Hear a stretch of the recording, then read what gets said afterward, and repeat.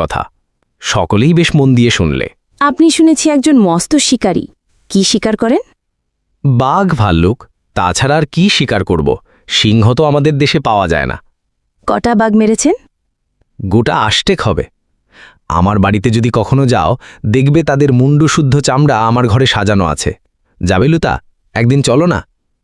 লুতা হাসিল, প্রশ্নের জবাব না দিয়া বলিল, আপনার খুব সাহস না? ললাট ঈষৎ কুঞ্চিত করিয়া বীরেশ্বর বলিল, সাহস কি জানি, আছে বোধহয়। কখনো ভয়ে পেয়েছি বলে তো স্মরণ হয় না।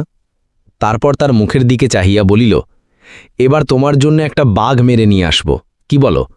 লুতা আবার হাসিল, উজ্জ্বল চপল হাসি, বলিল, সত্যি? হ্যাঁ।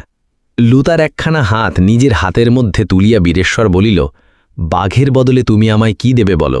আস্তে আস্তে হাত ছাড়াইয়া লইয়া লুতা বলিল, কি দেব? বাঘের বদলে কি দেওয়া যেতে পারে? আচ্ছা, আপনাকে ভালো একটা প্রশংসাপত্র দেব। তার বেশি আর কিছু নয়। লুতা মুখটি ভালো মানুষের মতো করিয়া বলিল, প্রশংসাপত্রের চেয়ে বেশি আর আপনার কি চাই? ওর চেয়ে বড় আর কি আছে? বীরেশ্বর ক্ষুণ্ণ হইল, ঘড়ির দিকে তাকাইয়া বলিল, আজ উঠতে হল, 8:30 বেজে গেছে। 50 মাইল স্পিডে মোটর চালিয়ে যদি যাই, তবু বাড়ি পৌঁছতে 2 ঘন্টা লাগবে। কি চমৎকার গাড়ি! নতুন কিনলেন বুঝি? হ্যাঁ, 12,000 টাকা দাম নিলে। মন্দ নয় জিনিসটা। তারপর বীরেশ্বর বোধহয় 50 মাইল স্পিডে বাড়ির দিকে রওনা হইল।